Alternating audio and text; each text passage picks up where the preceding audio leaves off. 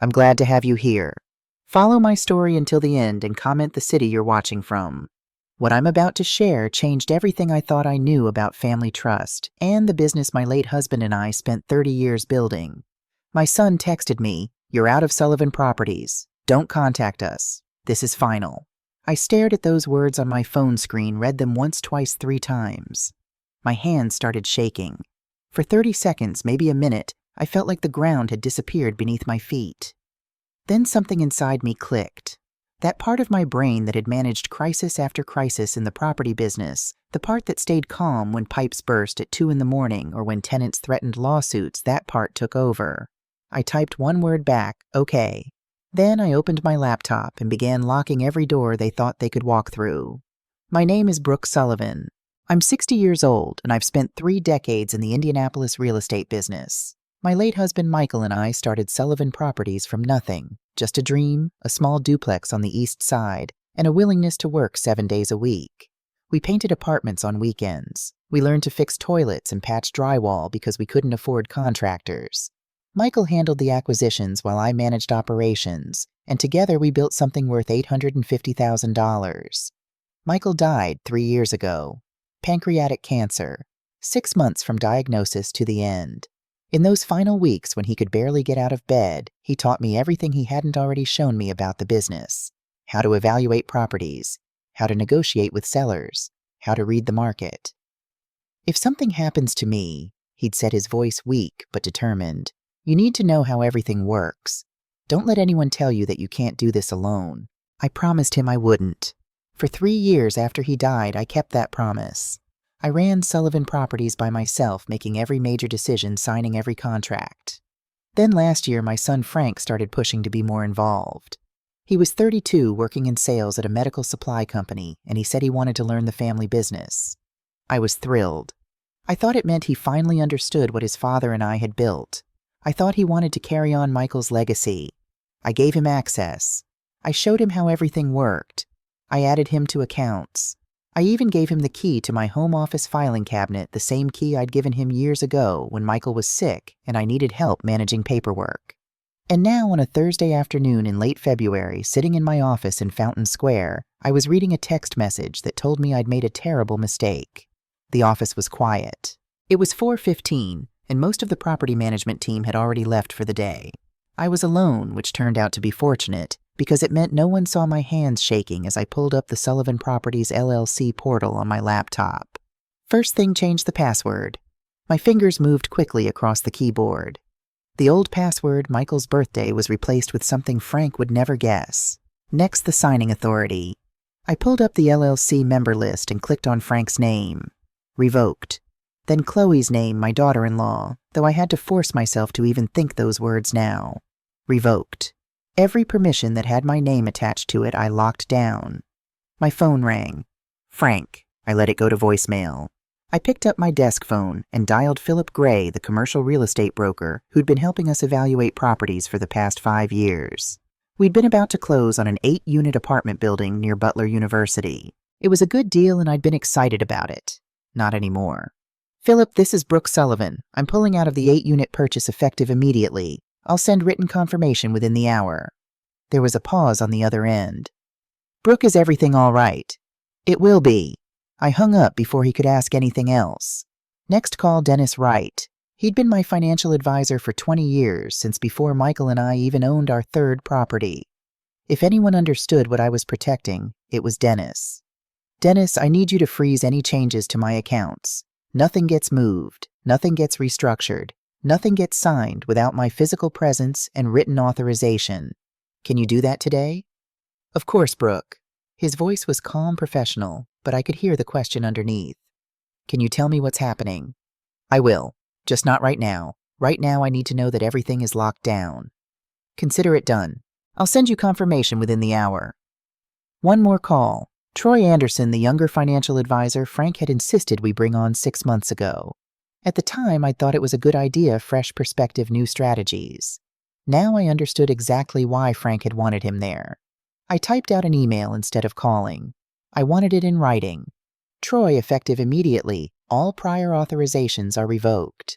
Any and all transactions involving Sullivan Properties LLC or associated accounts require my direct written signature dated and witnessed. Do not process any requests that do not meet this requirement.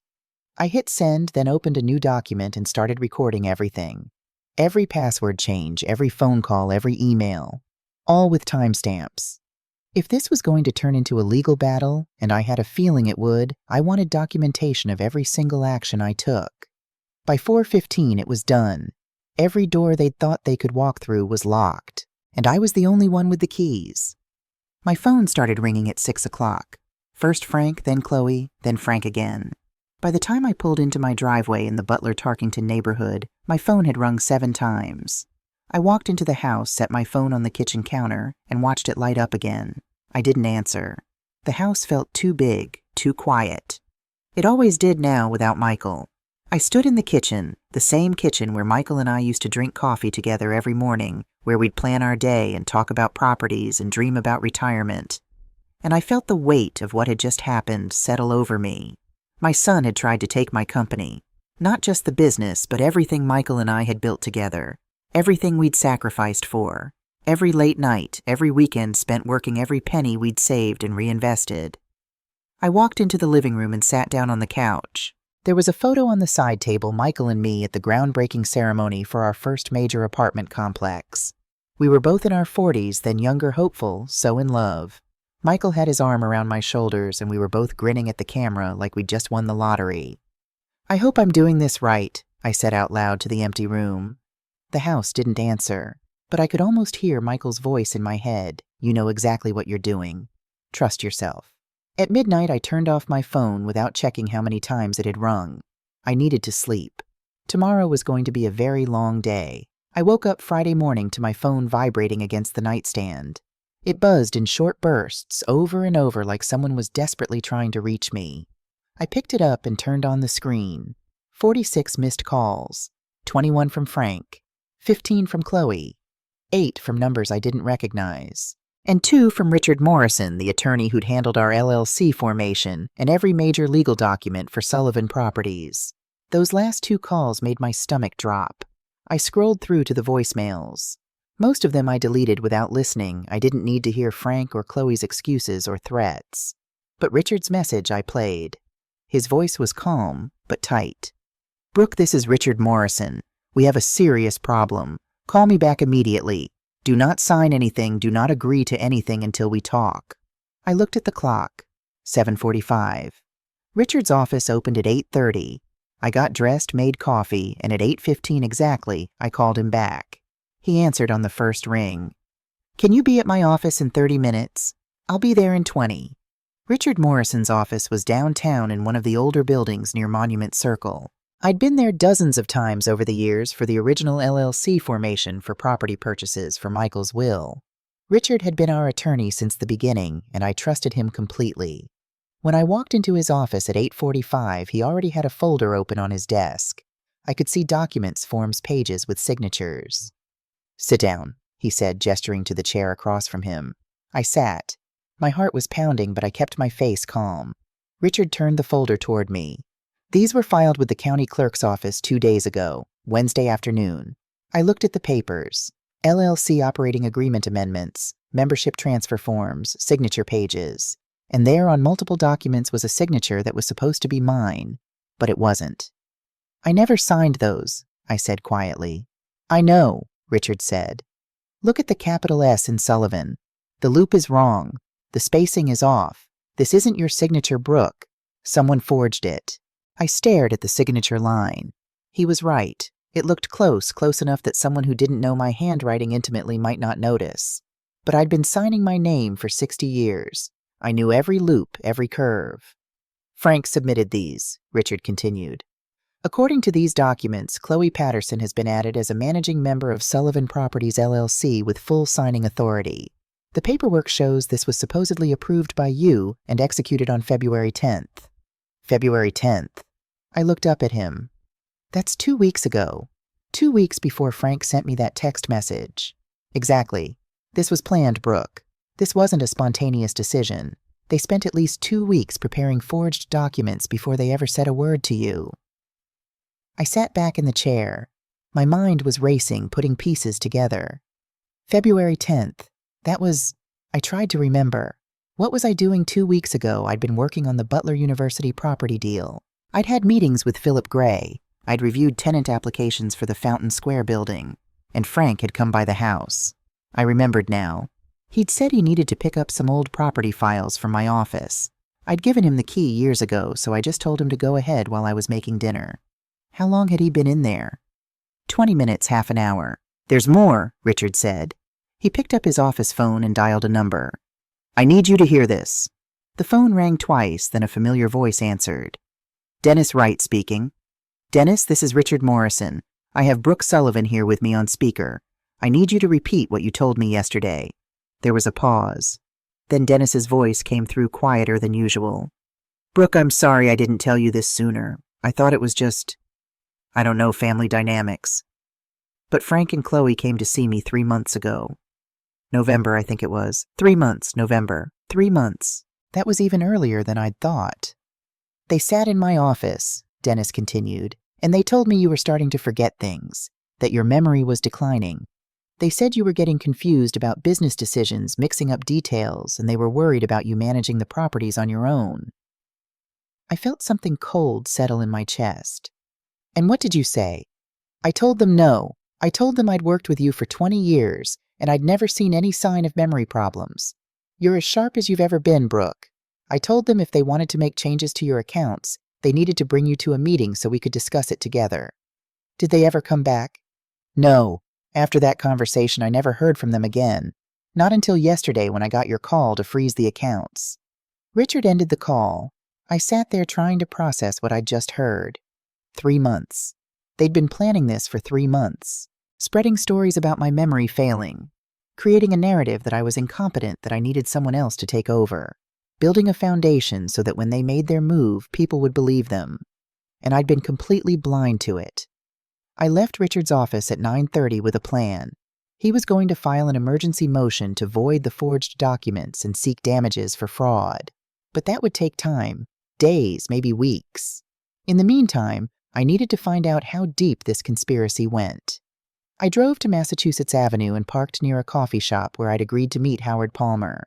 Howard and I had known each other for nearly 20 years through the Indiana Property Management Association. We served on committees together, attended the same conferences, referred clients to each other. If anyone in the local real estate community had heard rumors about me, Howard would know. He was already there when I arrived, sitting at a corner table with a latte. He stood up when he saw me, gave me a hug, and we sat down. How are you holding up? He asked. I heard Frank's taking a bigger role in the business. That must be such a relief for you. I set my coffee cup down carefully. What exactly did you hear, Howard? He looked confused. Just that you're stepping back a bit. Someone mentioned it at the association meeting Thursday night. Said you were transitioning some responsibilities to Frank that you wanted to focus more on. I don't know, personal time. After everything with Michael, it makes sense that you'd want to slow down. What else did they say? Howard shifted uncomfortably. Brooke, it's just talk. You know how people gossip. Howard, please. He sighed. Someone said your memory isn't what it used to be. That you've been having trouble keeping details straight. There was talk about whether it was safe for you to be managing properties on your own given some of the liability issues.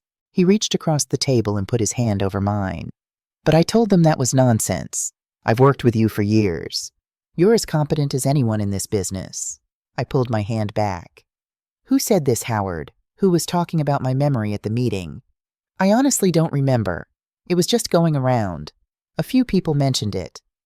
I think someone said Frank had told them, or maybe Chloe. I'm sorry, Brooke. I should have called you right away. It's not your fault. But inside I was reeling. The rumor wasn't just with financial advisors. It had spread through my professional community. People I'd worked with for decades were hearing stories about my declining health, my failing memory, my voluntary retirement. And they were believing it. I left the coffee shop and sat in my car for a long time just thinking. They'd been thorough. They'd laid groundwork with Dennis. They'd filed forged documents with the county. They'd spread rumors through the business community. This wasn't amateur hour. This was a calculated campaign to make it look like I was voluntarily stepping aside because I was no longer capable. And if I hadn't caught it when I did, if I'd signed whatever documents they were planning to pressure me into signing, I would have lost everything. When I got home, I went straight to my office. The filing cabinet where I kept personal business documents, the one Frank had a key to, was in the corner. I'd given him that key 3 years ago when Michael was sick, and I needed help managing paperwork. I'd never asked for it back. I opened the cabinet and pulled out the folder labeled Sullivan Properties Operating Documents. Inside were drafts, documents I'd never seen before, amendments with Chloe's name added as managing member, transfer forms that would shift majority control away from me, signature pages with my line marked pending in Frank's handwriting. There were notes, too, in the margins. Chloe's handwriting, I recognized it from birthday cards and Christmas notes. Things like make sure Mom signs this first, and need notary for this one, and get Dennis on board before proceeding. They'd been working on this in my own house, under my own roof, using the key I'd given Frank out of trust and love. I took photos of everything with my phone. Then I put the documents back exactly as I'd found them and closed the cabinet. My phone buzzed. A text message from Rachel Turner, my cousin on Michael's side. Rachel had always been observant, the kind of person who noticed things others missed. The message was short.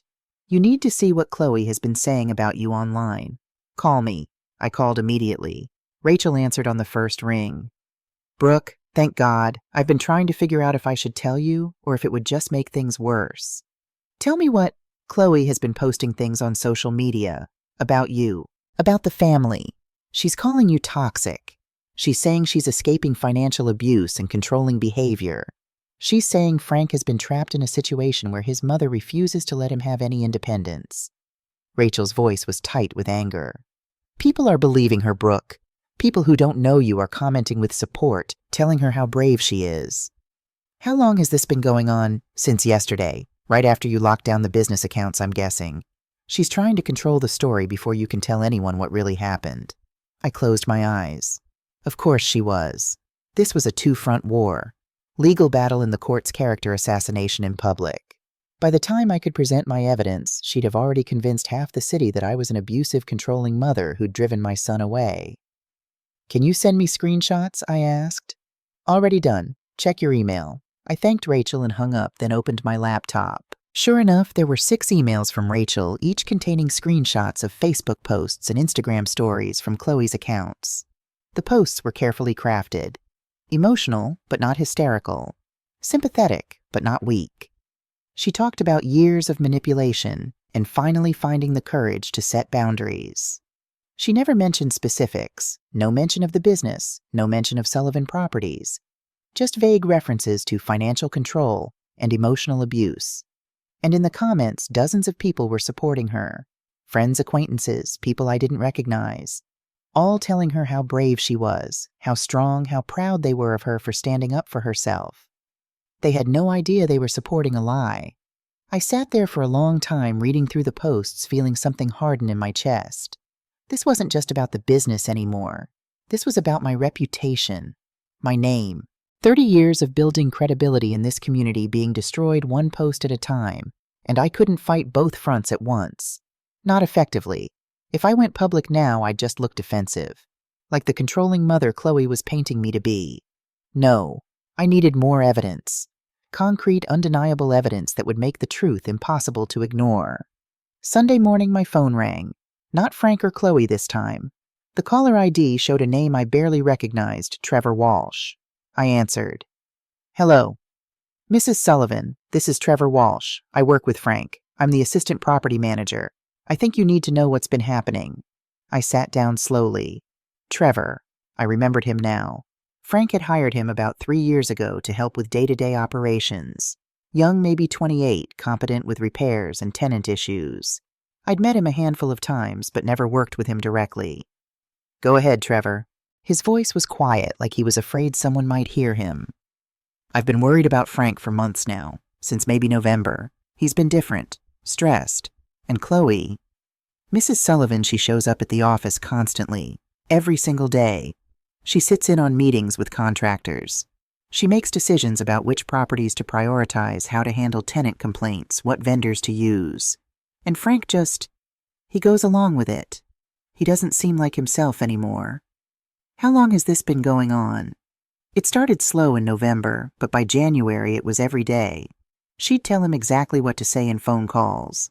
She'd review his emails before he sent them. She even started answering the office phone, sometimes introducing herself as part of the management team. He paused. I don't think this is what you intended when you brought Frank into the business. No, I said quietly. It's not. I'm sorry to bother you with this. I just thought you should know. Frank's a good guy, but he's not the person I used to work with. It's like she's running everything and he's just there to sign papers. I thanked Trevor and told him I appreciated his honesty. After we hung up, I sat there thinking about my son, about how Chloe had slowly taken control, about how I hadn't seen it happening because I was so happy that Frank wanted to be involved in the family business. How had I missed this Monday morning at 8:20? I received a forwarded email from Philip Gray, the commercial real estate broker. The subject line was simple. You need to see this. The email was from Chloe, sent Friday afternoon, the day after I'd locked down all the accounts. It was addressed to Philip and 3 other brokers we worked with regularly. Dear Philip, I am writing to inform you that Brooke Sullivan is experiencing early-stage memory issues and is no longer capable of managing complex transactions. For all future Sullivan Properties business, please contact Frank Sullivan and myself directly. We have full authority to proceed without Brooke's involvement. Thank you for your understanding during this transition. Chloe Patterson, Sullivan Properties, LLC. I read it 3 times. She'd put it in writing. Not just rumors, not just whispers at community meetings. An official email to business partners claiming I was mentally incompetent. Philip's note at the top of the forward was brief, Brooke. I received this Friday. I've paused all current discussions until I hear directly from you. Professional ethics require verification. Please confirm your status immediately. I sat down at my computer and typed a response copying Richard Morrison, Dennis Wright, and Troy Anderson. Philip, I have no memory issues whatsoever. I am fully mentally competent and in complete control of Sullivan Properties, LLC. The 8-unit transaction is permanently canceled due to unauthorized attempts to proceed without my consent. Any claims to the contrary are false and defamatory. I am copying my attorney and financial advisors on this correspondence to ensure complete documentation. Brooke Sullivan, I hit send. Within an hour, I had responses from all 3. Richard used the word actionable. Dennis used the word fraudulent. Troy apologized profusely for ever believing their story. By Monday afternoon, I had professional witnesses. I had written evidence of defamation. I had a pattern that couldn't be explained away as simple misunderstanding. But I still didn't know one crucial thing. Why? Why push this hard? Why move this fast? Why risk everything on forged signatures and false claims about my mental state? Frank had access to the business. He was learning operations. He could have waited for me to retire naturally in a few years. This level of aggression didn't make sense unless there was something else, something I wasn't seeing yet. I was about to find out. Monday morning at 10:45, Richard Morrison called back. This time his voice was different, quieter, like he'd just discovered something he wished he hadn't. Brooke, sit down. I was standing in my kitchen. I sat down at the table. While I was searching court records for the forged LLC documents, I found something else. Something separate. He paused. Chloe hired a divorce attorney, Patricia Turner and Associates downtown. They're divorce specialists. I stared at the kitchen table, the same table where Michael and I used to have coffee every morning, where Frank used to do his homework when he was little. When, I asked? February 10th. The room went very quiet. Say that again. February 10th. The same day the forged LLC documents were filed. Chloe paid a $7,500 retainer to Patricia Turner's firm from an account that only has her name on it. No joint account with Frank. She kept this completely separate. I stood up and walked to the window. Outside, the February sun was weak and cold. She was planning to leave him, before they even tried to take the company. That's what it looks like, Richard said. And Brooke, I need you to understand what this means under Indiana law. Business assets acquired during marriage are subject to equitable division in a divorce. If Chloe helped Frank take control of Sullivan Properties, and then she divorced him, she could claim 40 to 50% of its value. I did the math. $850,000. 40 to 50%. $340,000 to $425,000. She was going to help him steal from me, I said slowly, and then steal from him. Yes. I stood there looking out at the street, my mind working through the implications. Frank had betrayed me for her. He'd forged my signature. He'd spread lies about my mental competence. He'd tried to take everything Michael and I had built. And the woman he'd done it all for was planning to take half of it and walk away. Frank was a fool. He was guilty of everything: the forgery, the lies, the betrayal. But he was also being used. Part of me wanted to call him right then to warn him. But another part, the part that had been running a business for 30 years, the part that knew how to think strategically, wanted him to see it exactly the way I was going to show him. Richard, I said, don't tell anyone about the divorce filing yet. Not Dennis, not Troy, no one. What are you thinking? I want to arrange a meeting. Wednesday evening, 6 o'clock at my house. Frank, Chloe, and you as my attorney. I'm going to lay everything out at once. Every lie, every forged document, every piece of evidence. I paused. And then at the end, I'm going to put those divorce papers on the table and let Frank see exactly what he destroyed his relationship with his mother for. Richard was quiet for a long moment. Then he said, Wednesday at 6. I'll be there. The letter went out Monday afternoon. Certified mail, legal language, a formal demand for appearance. Cease all false statements regarding my mental competence. Retract all communications sent to business partners and professional contacts. Appear Wednesday, February 28th at 6:00 p.m. with legal counsel present at my residence. Failure to comply will result in formal litigation for defamation, fraud, and attempted theft of business assets. I signed it. Richard mailed it. Then we waited. Tuesday morning at 10:30, I was in my home office when I saw Frank's car pull up outside. He sat there with the engine running. February was still cold, and I could see his silhouette through the windshield, see the exhaust rising in white clouds behind the car. He sat there for 22 minutes. I watched from the window. He never touched the door handle. He never got out.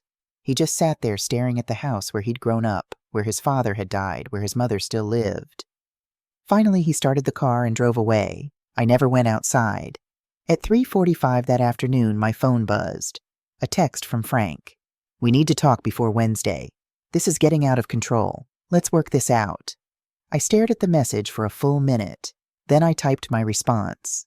You told me not to contact you. I respected that. If you want to talk Wednesday at 6 p.m. with Richard present. Not before. I hit send. He didn't reply. Wednesday arrived cold and gray. I spent the morning at Richard's office reviewing documents one final time. Every forged signature. Every false statement to business partners. Every piece of the timeline showing premeditation. And at the bottom of the stack, Patricia Turner's divorce retainer agreement. February 10th, $7,500 from Chloe's separate account. At 5:30, I drove home to Butler Tarkington. The house was quiet. I walked through rooms where Michael and I had lived our entire married life together. The kitchen where we'd made coffee every morning. The living room where we'd watched the evening news and talked about our day. The dining room where we'd raised our son. At 5:50, I cleared the dining table. The folder in the center. 2 chairs on the opposite side. Richard's chair to my right. 4 water glasses. Nothing else. The table where we used to eat Sunday dinners together when Frank was a boy. Now it looked like a courtroom. Richard arrived at 5:55. He set his briefcase down and reviewed the documents one final time. We didn't talk much. There was nothing left to say. Everything would be said in the next hour. At 6:02, I heard a car in the driveway. 2 minutes late. A small power play. Probably Chloe's idea. Frank knocked on the door. I opened it. No greeting, no handshake. Just 4 words. Come in. Sit down. Chloe walked in first. That's what I remember most clearly about that moment. Not Frank, my son, the child I'd raised in this house, but her. She entered my home like she was walking into a business meeting she'd already won. Head high, shoulders back. She wore a black blazer that probably cost more than my monthly electric bill, and her heels clicked against the hardwood floor with sharp, confident strikes. She sat down in the chair directly across from me and met my eyes without flinching. No nervousness, no guilt, just cold, calculated composure. Frank came in behind her. He looked different than the last time I'd seen him. Thinner. There were dark circles under his eyes, and his shoulders were hunched forward like he was carrying something heavy. He wouldn't look at me. Not once. He walked to the chair next to Chloe and sat down, his eyes fixed on the table. Richard took his seat to my right. He opened his briefcase without a word, pulled out a legal pad and pen, and positioned them carefully in front of him, ready to document everything.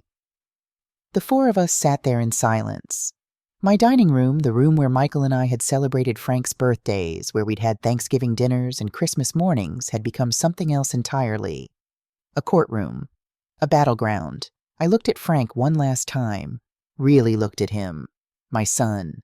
The baby I'd brought home from the hospital 32 years ago. The little boy who used to sit at this table doing math homework while I made dinner. The teenager who'd helped his father and me paint apartments on weekends. The young man who'd stood next to me at Michael's funeral and promised he'd help me keep the business going. 40 years of being a mother. 30 years of building a business. 3 years since Michael died and left me to navigate this world without his wisdom. All of it had led to this moment. I opened the folder. 4 days ago, I began, my voice steady. You sent me a text message. You told me I was out of Sullivan Properties. You told me not to contact you anymore. I trusted you, Frank. I brought you into this business because I wanted you to have what your father and I built, and you tried to take it from me. Frank opened his mouth to speak. I held up one hand. You'll have your turn. Right now, you listen. His mouth closed.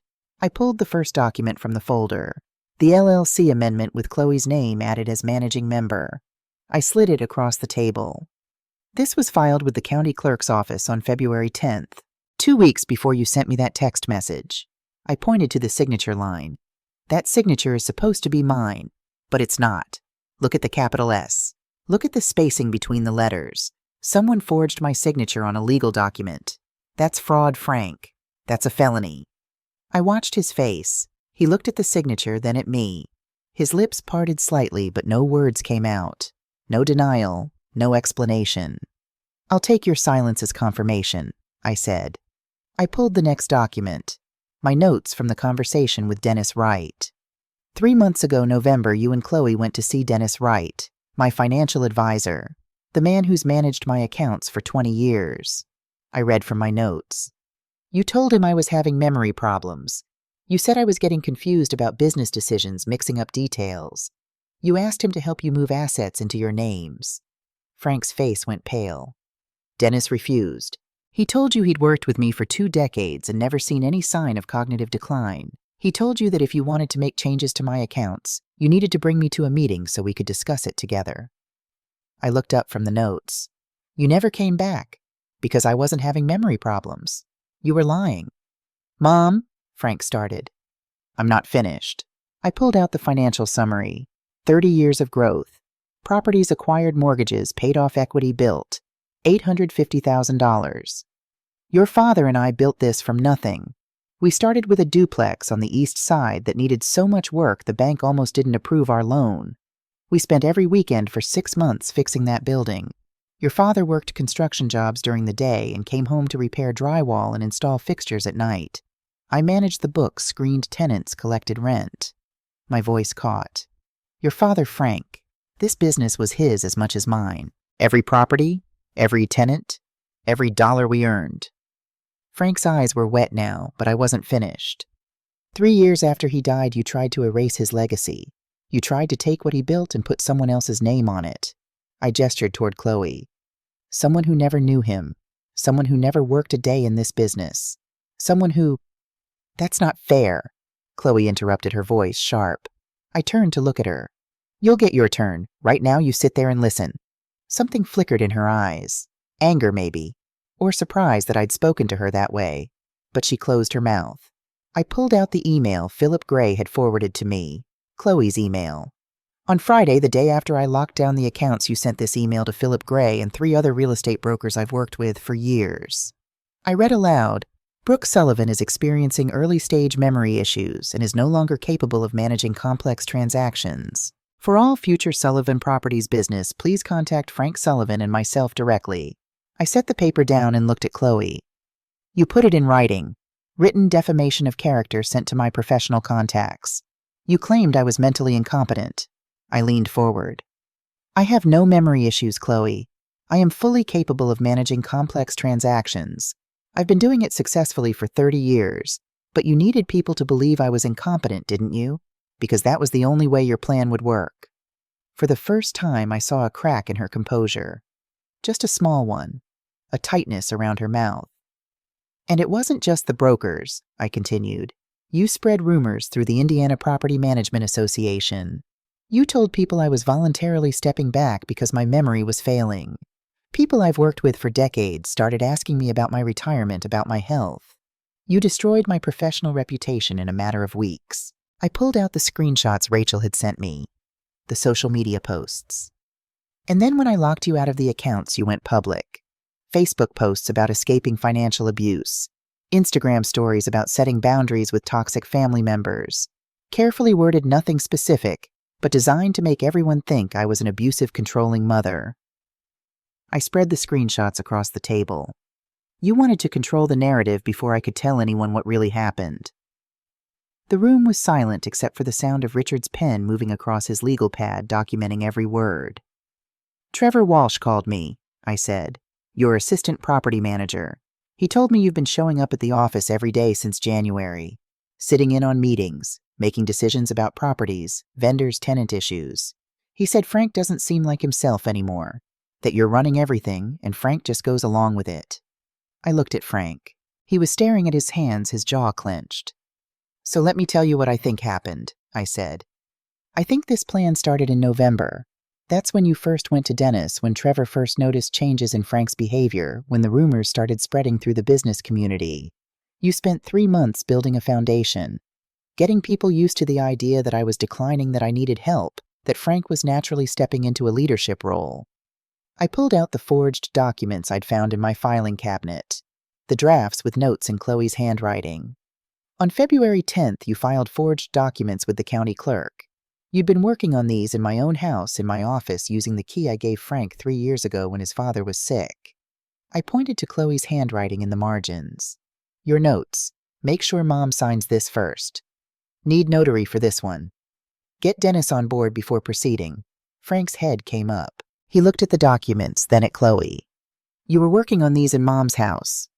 We needed somewhere with all the original paperwork, Chloe said, her voice tight. You were using my key, Frank said slowly. The one she gave me to help when Dad was dying. You were using that to... Frank, don't, Chloe said. But something had shifted in his face, a crack in his certainty. I pressed forward. February 10th through February 24th. 2 weeks of spreading the final round of rumors, making sure everyone knew I was incompetent. And then last Thursday, Frank sent me the text message, the one telling me I was out, not to contact anyone, that it was final. I looked at my son. You thought I'd just accept it. You thought I was too old, too tired, too grief-stricken over your father to fight back. You thought you could walk through every door without resistance. Mom, if you'd just... But I did fight back. Within 2 hours, I'd locked down every account, revoked every authorization, canceled every pending transaction. By Friday morning, you couldn't access anything. I paused. That's when you started calling, 46 times, because you realized I wasn't the helpless old woman you thought I was. The silence that followed was heavy, oppressive. Richard set down his pen. Mrs. Sullivan, may I interject? I nodded. He looked at Frank and Chloe.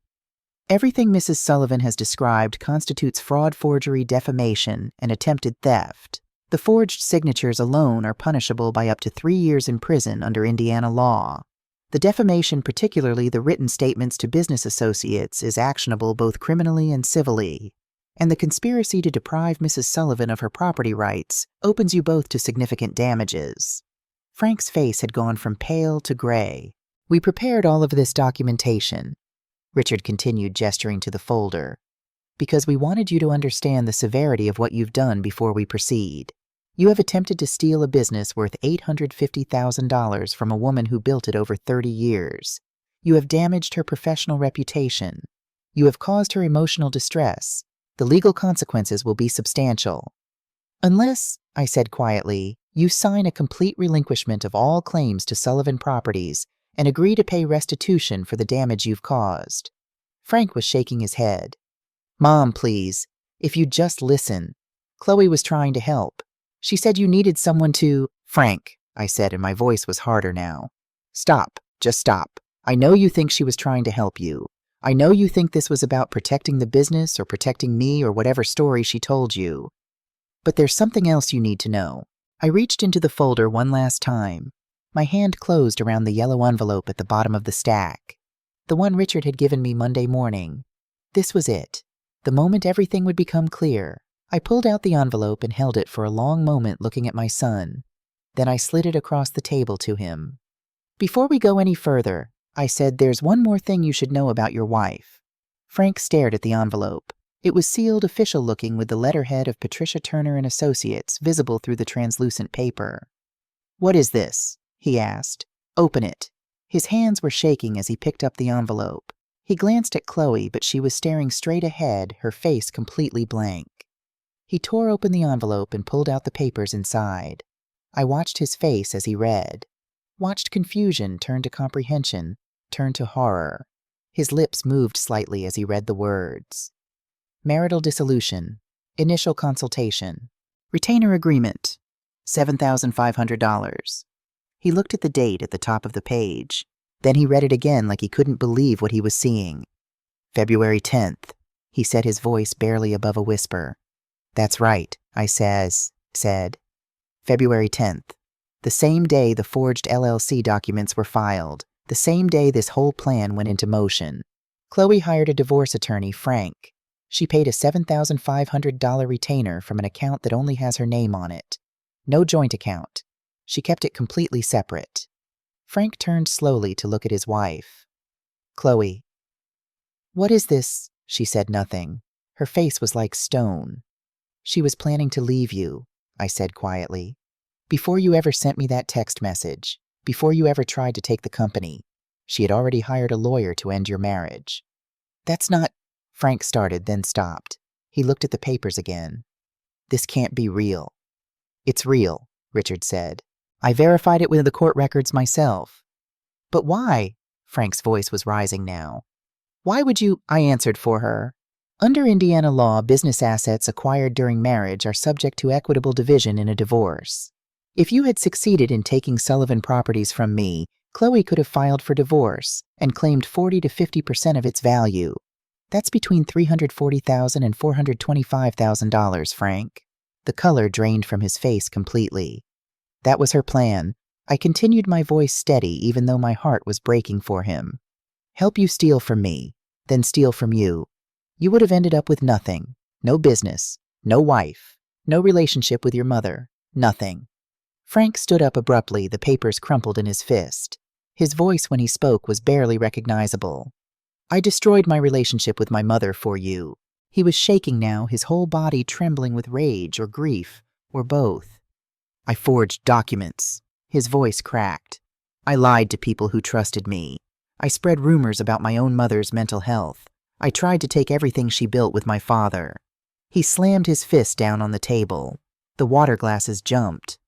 I did all of that for you, and you were planning to divorce me the whole time.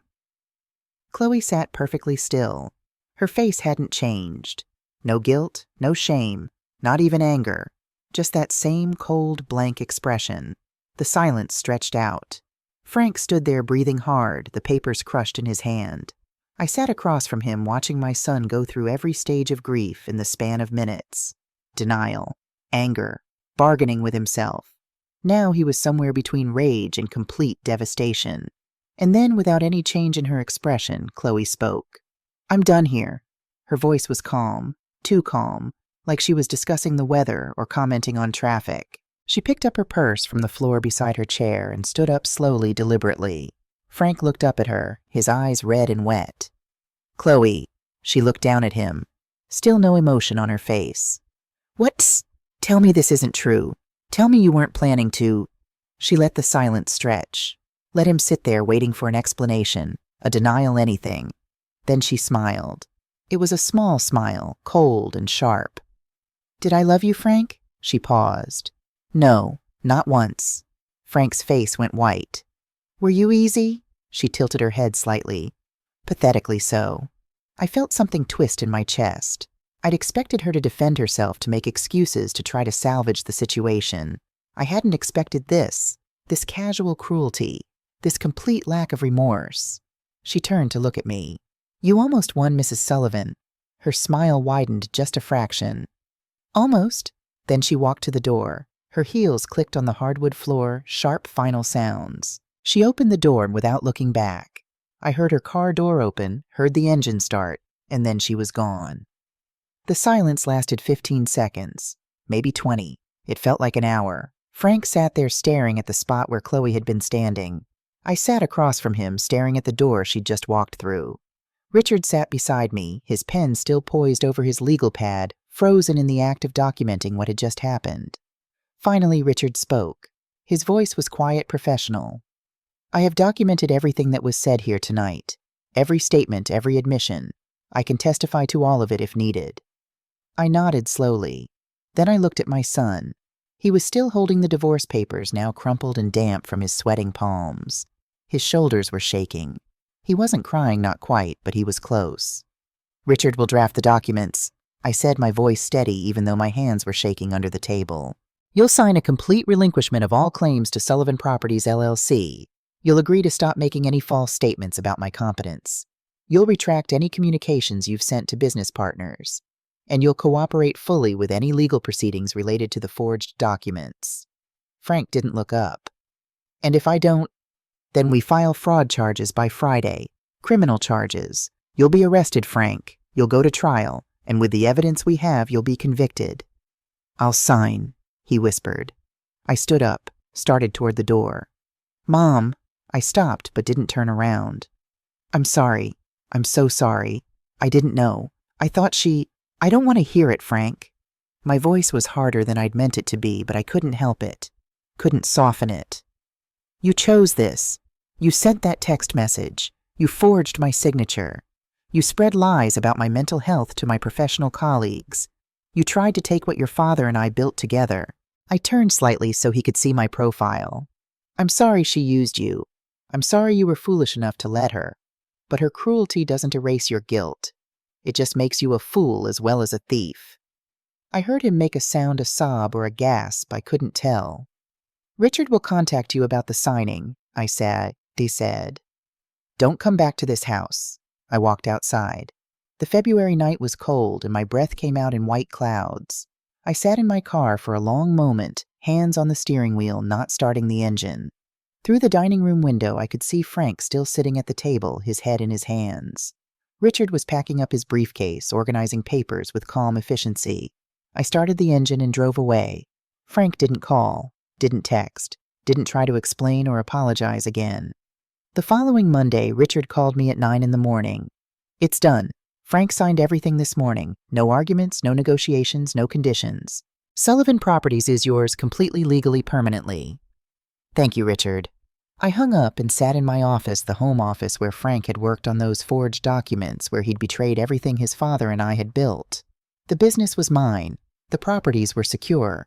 Everything I'd built with Michael was protected. But victory didn't feel the way I'd thought it would. There was no triumph, no satisfaction. Just exhaustion. Just the hollow feeling of having survived something terrible. I'd won, but I'd also lost my son.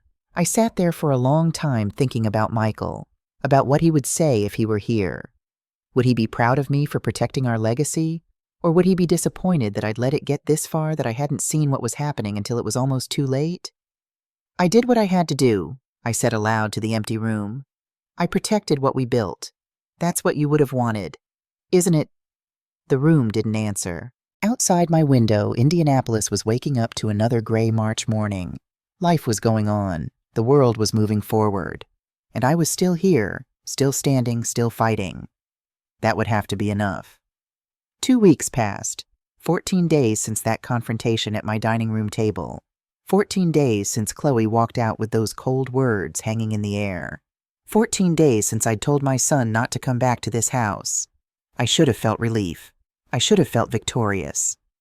The business was secure, the legal documents were signed, and Frank had relinquished all claims to Sullivan Properties. Richard had filed the paperwork with the county clerk, and the forged amendments had been officially voided. My name, my sole name, was back on every document where it belonged. But I didn't feel victorious. I felt hollow. Every morning I woke up in the same house where I'd raised Frank, where Michael and I had celebrated birthdays and holidays, where we'd built a family. And every morning I walked past Frank's old bedroom, now a guest room, but still containing traces of his childhood. A baseball trophy on the shelf. A framed photo of him and Michael at a Colts game. Small reminders of the son I'd lost. Not lost to death. That would have been easier in a way. At least then I could grieve cleanly without this complicated tangle of anger and love and disappointment. No, I'd lost Frank to his own choices. And that was somehow worse. I threw myself into work. It was easier than thinking. Easier than feeling. On the Monday morning after the signing, I drove to the Fountain Square building, one of our oldest properties, a 6-unit apartment building that Michael and I had purchased 15 years ago. There was a leaky faucet in Unit 3 that needed attention, and rather than call a plumber, I decided to fix it myself. Michael had taught me how to do basic repairs during those early years when we couldn't afford to hire help. "If something happens to me," he'd said one Saturday afternoon while we were replacing a toilet in our first duplex, "you need to know how everything works. You can't rely on contractors for every little thing. It'll eat up all your profit." I'd learned. I'd watched him work, asked questions, practiced until my hands knew what to do. And after he died, those skills had become more than practical. They'd become a way to stay connected to him. Every time I fixed a pipe or replaced a washer, I could hear his voice in my head, patient and encouraging. The tenant in Unit 3 was a young woman named Sarah. She was a nursing student at IUPUI, working part-time at a coffee shop to pay her rent. When I knocked on her door that Monday morning with my toolbox, she looked surprised. "Mrs. Sullivan, I thought you were sending a plumber." "I can handle it," I said. "May I come in?" She stepped aside and I went to work on the kitchen faucet. It was a simple fix, a worn-out O-ring that needed replacing. 10 minutes and it was done. Sarah brought me a glass of water while I was cleaning up. "Thank you," she said. "Most landlords wouldn't come out personally for something like this. They'd just send someone and add it to the rent." "My husband and I always believed in staying connected to the work," I told her. "These aren't just investment properties to us. They're homes. People live here. That matters." She smiled.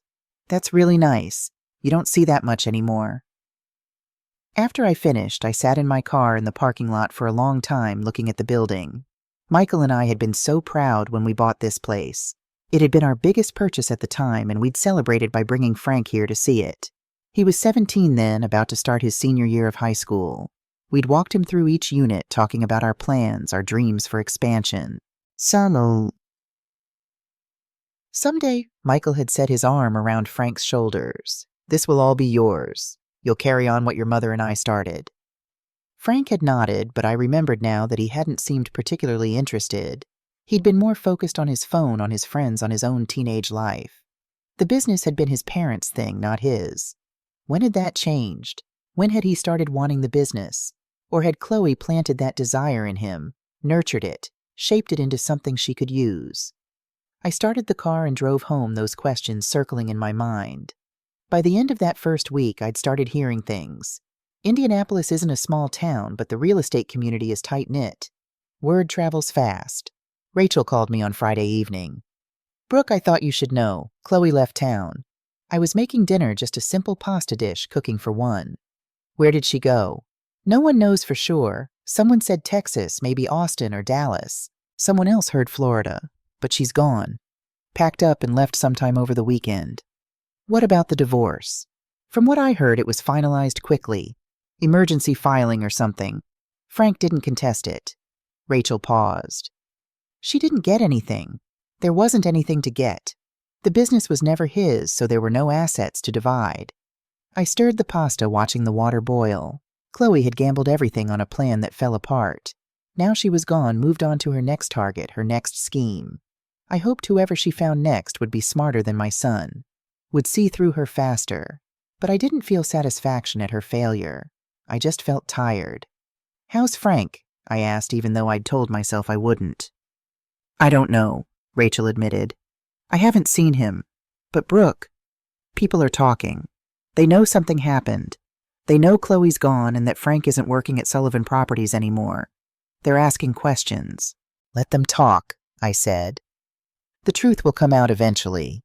But after I hung up, I stood in my kitchen, pasta forgotten, and wondered what the truth even was anymore. That my son had tried to steal from me, that his wife had manipulated him, that I'd chosen the business over my own child. All of those things were true, and none of them told the whole story. 3 weeks after the signing on a Tuesday afternoon, Frank showed up at my office. Not at my home. At the Sullivan Properties office in Fountain Square, the one where he used to work, where Trevor Walsh still managed day-to-day operations. I'd been there reviewing lease agreements when Marcy, our office administrator, knocked on my door. "Mrs. Sullivan, Frank is here. He's asking to see you." My first instinct was to say no, to have Marcy tell him I was busy, that he should leave. But something stopped me. Maybe curiosity. Maybe the small, stubborn part of me that was still his mother, despite everything. "Send him in." Frank walked into my office holding a folder. He looked terrible. He'd lost weight. I could see it in his face and the way his shirt hung loose on his shoulders. The dark circles under his eyes were worse than they'd been at the confrontation. His hair needed cutting. He stood in the doorway, not quite entering, like he wasn't sure he was allowed. "Hi, Mom." Frank. We looked at each other across the space of my office. This room where he used to sit and ask me questions about property management, where we'd reviewed tenant applications together, where I'd been so happy to have him interested in the family business. "Can I come in?" he asked. I gestured to the chair across from my desk. He sat down carefully, like he was afraid the chair might break. He set the folder on his lap, both hands gripping it. "I know you said not to come to the house," he began, "so I came here. I hope that's okay." "What do you want, Frank?" He flinched at the coldness in my voice. "I wanted to show you something. I've been working on a business plan. It's for a property management consulting service. I'd help small landlords with tenant relations, maintenance, scheduling, that kind of thing." He held up the folder. "I spent the last 3 weeks putting this together. It's good, Mom, really good. I learned a lot working with you, and I think I could make this work." He opened the folder and started to pull out papers. "I just need some startup capital. Not much. $25,000. Enough to cover licensing fees, insurance, basic marketing. I could pay you back within 2 years with interest. I have projections here." "No." The word came out flat, final. Frank stopped mid-sentence. "Mom, if you just look at the plan." "No. Please, just look at it. 5 minutes. That's all I'm asking." I leaned back in my chair and looked at my son. Really looked at him. At the desperation in his eyes. At the folder he was clutching like a lifeline. "Frank," I said quietly, "if your business plan is solid, if your projections are realistic, if your model makes sense, then you'll be able to find investors. Other investors. People who will look at your plan objectively and decide whether it's worth their money. But I came to you because you know me. You know I'm good at this work. I know that 3 weeks ago you forged my signature on legal documents. I know that you spread lies about my mental competence to my professional colleagues. I know that you tried to steal a business your father and I spent 30 years building." I kept my voice level, emotionless. Why would I invest in someone who's proven himself to be dishonest and disloyal? I was wrong. I know I was wrong. I've spent every day since that night thinking about what I did, how badly I screwed up. Chloe manipulated me, but that doesn't excuse— "No," I interrupted. "It doesn't, and that's exactly my point. You made your choices, Frank. You chose to believe her over me. You chose to forge documents rather than have an honest conversation. You chose to betray your own mother for a woman who was using you." I know, and I'm sorry. I'm so sorry." His voice was breaking now. "But I'm trying to move forward. I'm trying to build something of my own to prove that I've learned from this. If you just give me a chance—" "No." Frank stared at me. Tears were running down his face now, and part of me, the mother part, the part that had rocked him to sleep when he was a baby and held his hand on his first day of school, wanted to reach across the desk and comfort him. But the businesswoman in me, the part that had survived 30 years in real estate, knew better. "If your plan is solid, you'll find other investors," I repeated. "If it's not, then you'll understand why I said no. I'm not your safety net anymore, Frank. You cut that line yourself." I turned back to the lease agreements on my desk, picked up my pen. A clear dismissal. Behind me, I heard Frank stand up, heard the rustle of papers as he put them back in the folder, heard his footsteps cross to the door. "I love you, Mom." His voice was so quiet I almost didn't hear it. I didn't turn around, didn't respond.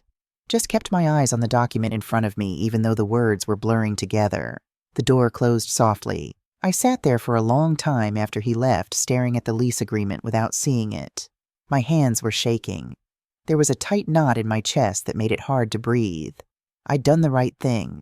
I knew I had. Giving Frank money would just be enabling him, teaching him that there were no real consequences for his actions, that he could betray me and still come back for more. But knowing I'd done the right thing didn't make it HRT any less. Spring came slowly to Indianapolis that year. March was cold and wet with gray skies that seemed to press down on everything. I worked. I managed properties. I met with contractors and tenants and real estate brokers. I kept busy, and I tried not to think about Frank. But the city is only so big. Eventually, I started hearing things. Howard Palmer called me in early April. "Brooke, I thought you should know. I saw Frank last week. He's working at the Starbucks on Mass Ave, behind the counter." I thanked Howard and hung up. Then I sat in my living room processing that information. Frank, who'd gone to Indiana University, who'd had a decent job in medical supply sales, who'd been learning to run a property management company worth nearly $1 million, was working at Starbucks, making coffee, taking orders. 2 days later, Rachel called. I saw him doing delivery driving. He was getting into a car with one of those DoorDash stickers. "Brooke, he looked—" She didn't finish the sentence. She didn't have to. I made myself not care. Made myself focus on the business, on the properties, on anything except the image of my son delivering food orders in his beat-up Toyota. But at night alone in the house, I couldn't stop thinking about it. Couldn't stop wondering if he had enough to eat, if he could afford his rent, if he was safe. Then I'd remember what he'd done. Remember the forged signatures, the lies, the betrayal. Remember that text message, "You're out of Sullivan Properties. Don't contact us. This is final." And I'd remind myself that he'd made his choices, that I'd made mine, that this was the consequence of his actions, but reminding myself didn't make it easier. In May, 3 months after the confrontation, I closed on the 8-unit apartment building near Butler University, the same building I'd been about to purchase when Frank sent that text message, the same deal I'd canceled in the immediate aftermath of his betrayal. Philip Gray had called me in late March. "Brooke, the 8-unit building is back on the market. The previous buyer fell through. Are you interested in revisiting?" I'd thought about it for a week, looked at the numbers, reviewed the property inspection reports, calculated potential rental income and maintenance costs. It was still a good deal, maybe even better than before the seller had lowered the price slightly after the first buyer backed out. "Let's do it," I told Philip. The closing was on a Tuesday morning in mid-May. I sat at the title company's conference table and signed my name over and over. Purchase agreement, loan documents, title transfer. My name, Brooke Sullivan, on every line. No co-signers, no partners. Just me. I owned it 100%. Outright. After the closing, I drove to the building. It was a beautiful spring day, warm and sunny, the kind of weather that makes you remember why you love the Midwest, despite the brutal winters. The Bradford pear trees along the street were in full bloom, white blossoms against blue sky.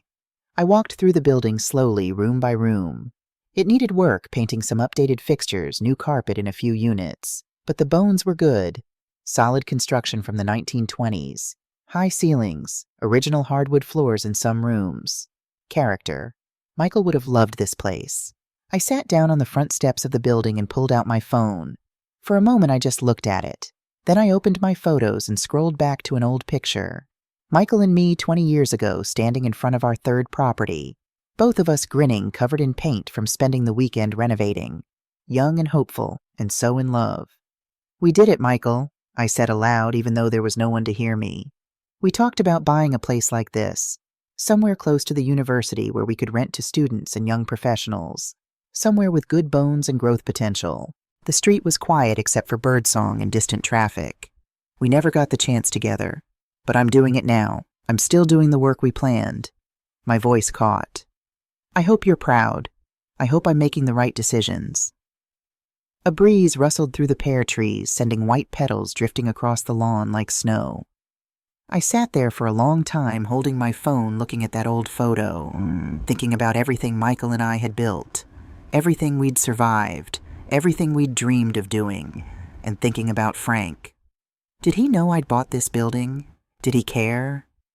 Was he somewhere in Indianapolis right now delivering food orders or making lattes, thinking about the business he'd tried to steal? Or had he moved on, forgotten about Sullivan Properties entirely? I didn't know. And I told myself I didn't want to know. But sitting there on those front steps, looking at Michael's face in that photo, I couldn't help wondering what he would say about all of this. Would he tell me I was too hard on Frank?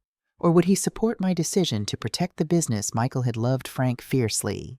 He'd been a good father, patient involved, always making time despite the demands of the business. When Frank was little, Michael used to take him to Colts games every season. They'd come home sunburned and hoarse from cheering, and Frank would talk for days about the plays they'd seen. What would Michael tell Frank now if he were here? What would he tell me? I didn't have answers. All I had was this building, this business, this life. I was still figuring out how to live without him. I stood up, brushed off my pants, and went back to work. Summer came. June melted into July, and Indianapolis turned hot and humid. I hired a professional property management company to handle day-to-day operations for the 8-unit building. I couldn't do everything myself anymore. I was 60 years old, and the business was getting too big for one person to manage alone. Trevor Walsh stayed on as assistant manager for my other properties. He was good at the work, reliable and honest. After everything with Frank, I valued honesty above almost anything else. In late July, I had lunch with Dennis Wright. We met at a restaurant downtown, and over salads, we talked about retirement planning.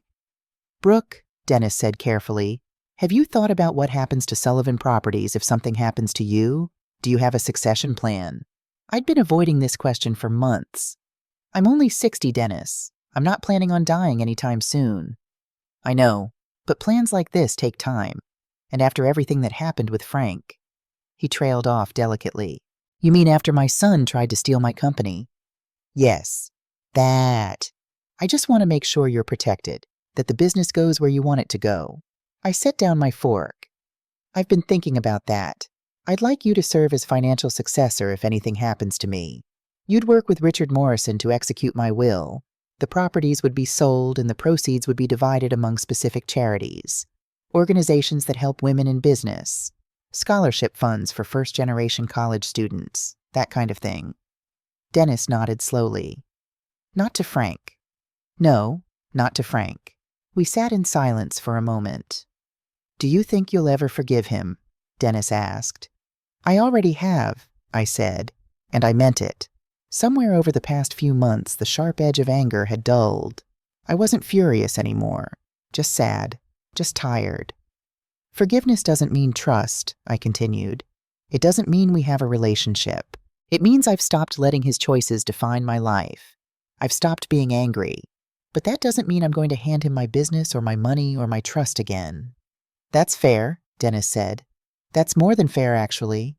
But as I drove home that afternoon, I wondered if it was fair, or if I was just justifying my own stubbornness, my own inability to reach out to my son to offer him another chance.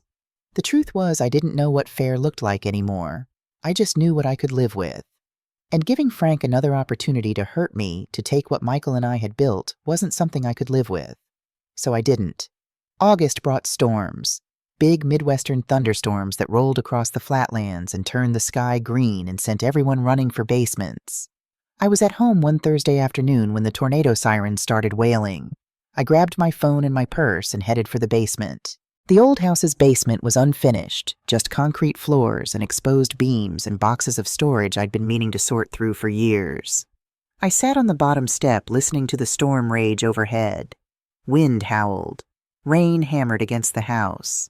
Somewhere upstairs, something crashed a tree branch against a window, maybe or patio furniture blown across the yard. And sitting there in the dark basement, waiting for the storm to pass, I thought about Frank again. Was he somewhere safe? Did he have a basement in whatever apartment he was living in? Was he scared? He'd been afraid of storms when he was little. Michael used to sit with him during bad weather, telling him stories to distract him from the thunder. They'd count the seconds between lightning and thunder, turning it into a game. "See," Michael would say, "the storm's moving away. We're safe." I wondered if Frank remembered that, if he thought about his father during storms. The tornado sirens stopped after 20 minutes. The wind died down. I went upstairs and found tree branches scattered across the yard and a small crack in one of the living room windows, but otherwise the house was fine. I stood in the living room looking at the crack in the window, and suddenly I was crying. Not just tearing up, but really crying. Sobbing so hard I had to sit down on the couch because my legs wouldn't hold me. I missed Michael. I missed him so much it physically hurt. I missed having someone to talk to about all of this. Someone who would understand the weight of the decisions I'd made. Someone who would tell me I was doing the right thing, or tell me I was being too hard on Frank, or just hold me while I cried. I missed my son, not the man who'd forged documents and spread lies, but the boy who used to do homework at the kitchen table, the teenager who'd helped paint apartments on weekends, the young man who'd stood beside me at his father's funeral. I missed having a family. And sitting there on my couch in my empty house with a cracked window and storm debris in the yard, I wondered if I'd made a terrible mistake. If protecting the business meant I'd lost something more important. But I didn't know how to fix it. Didn't know if it could be fixed.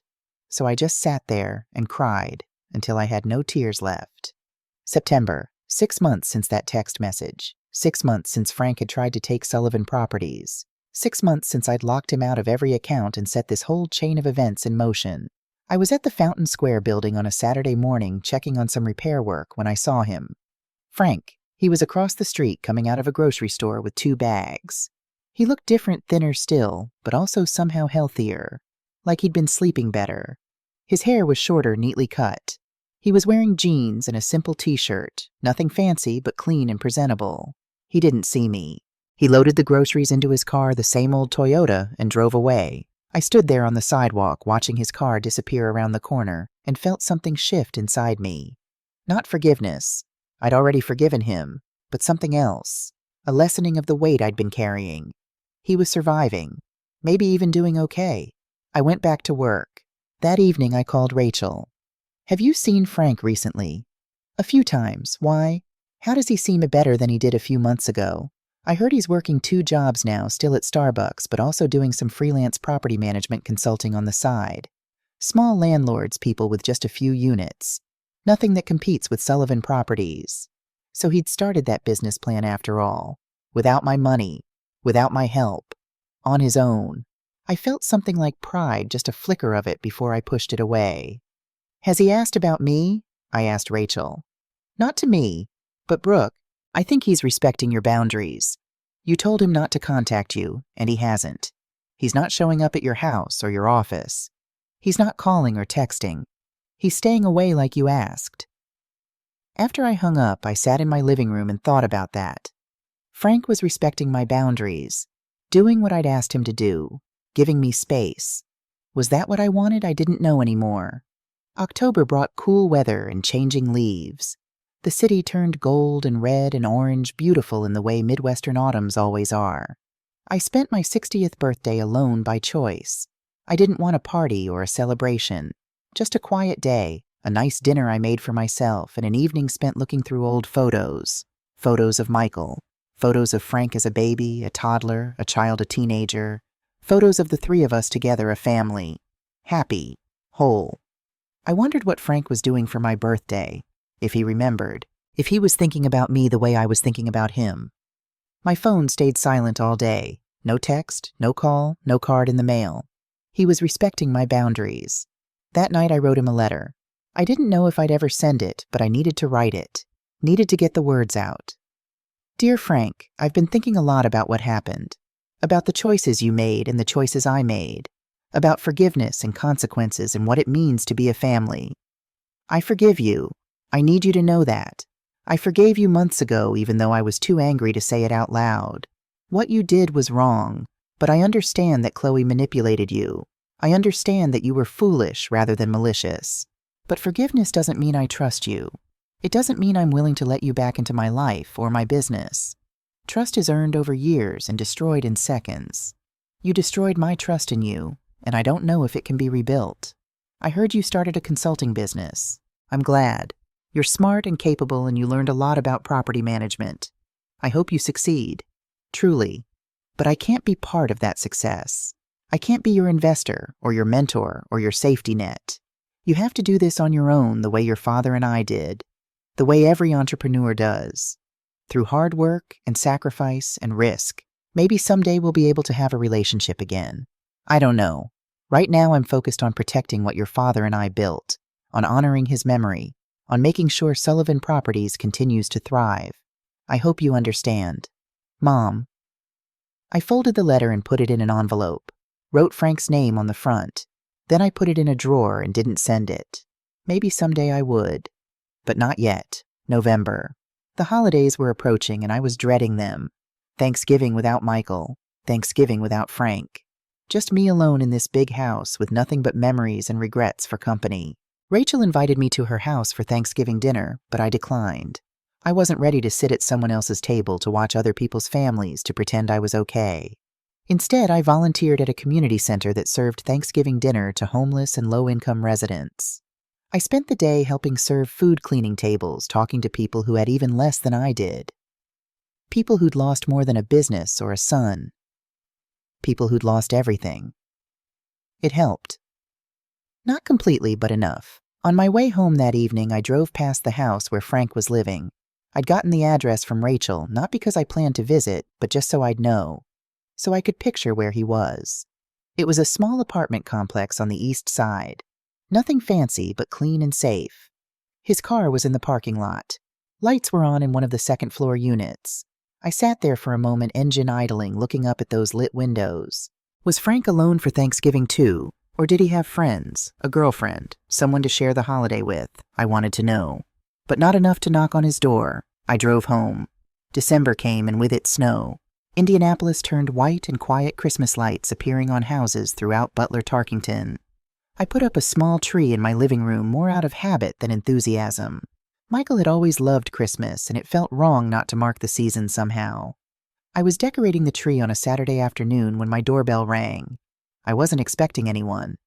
For a moment I thought about not answering, but curiosity got the better of me. I opened the door. Frank stood on my front porch holding a small wrapped package. He looked nervous, his hands fidgeting with the ribbon on the package. "Hi, Mom." We stared at each other. I hadn't seen him this close since that day in my office when he'd asked for money, 4 months ago. "I know you said not to come to the house," he said quickly, "and I'm sorry for showing up uninvited. But it's Christmas and I wanted to give you this. And then I'll leave, I promise." He held out the package. I took it slowly. It was light, small enough to fit in my palm. "You don't have to open it now," Frank said.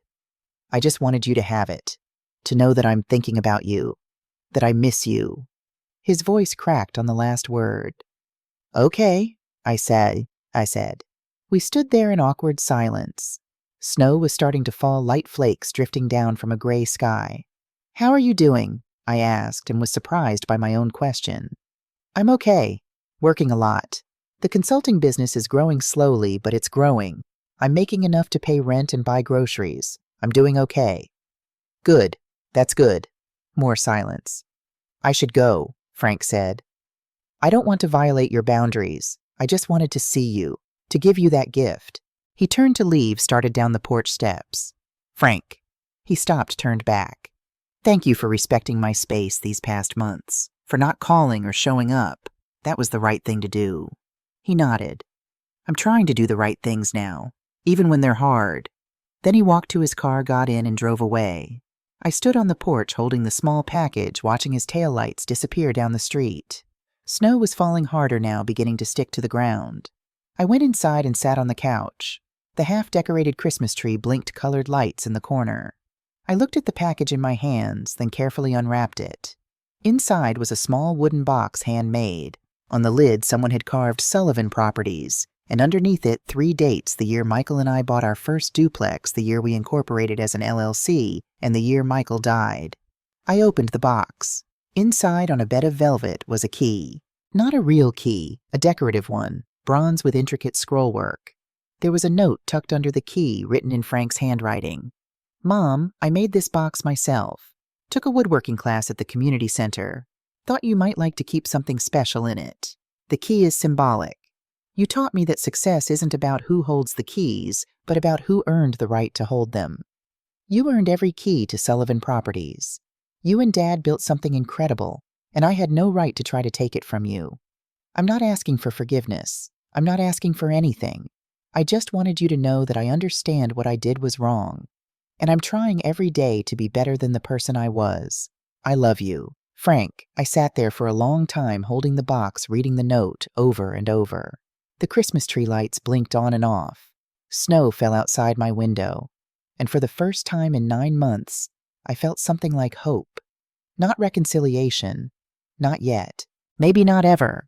But hope that maybe someday we could find our way back to something. Not what we had before that was gone broken beyond repair, but something new, something different. Something built on honesty instead of manipulation, on respect instead of entitlement, on earned trust instead of assumed family obligation. I put the box on the mantel next to the photo of Michael and me at our first property. Then I went back to decorating the tree. Outside, Indianapolis turned white under falling snow. Inside, I was finally beginning to heal. People ask me if I'll ever let Frank back into my life, back into the business, back into my heart. I tell them the truth, I don't know. What I do know is this. Forgiveness doesn't mean trust. It means I've stopped letting his choices control my life. Trust without boundaries is just an invitation for harm to walk through your door. You can love your family and still refuse to be taken advantage of. Sometimes the strongest thing you can do is say no to the person you love most. I protected what Michael and I built.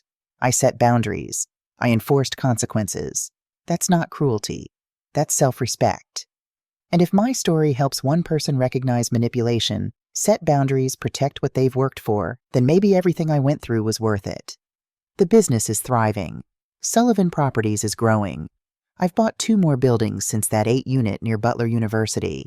I'm thinking about hiring a full-time operations manager, someone to help Trevor with the day-to-day work. I'm 60 years old and I'm running a successful real estate business by myself. Not bad for an incompetent old woman with memory problems. As for Frank, I think about him every day. Wonder how he's doing. Hope he's learning and growing and becoming the man his father would want him to be. But I'm not his safety net anymore. I'm not his backup plan. I'm his mother. And mothers don't just love. They also teach. And sometimes the hardest lesson to teach is that actions have consequences, even especially for the people we love most. Spring will come again. It always does in Indianapolis. The snow will melt, flowers will bloom, and life will go on. I'll keep managing my properties, keep honoring Michael's memory, keep building the legacy we started together. And maybe someday, if Frank truly proves himself, there might be a place for him in that legacy again. But not today. Today I'm standing on my own, strong, successful, surviving. And that's enough.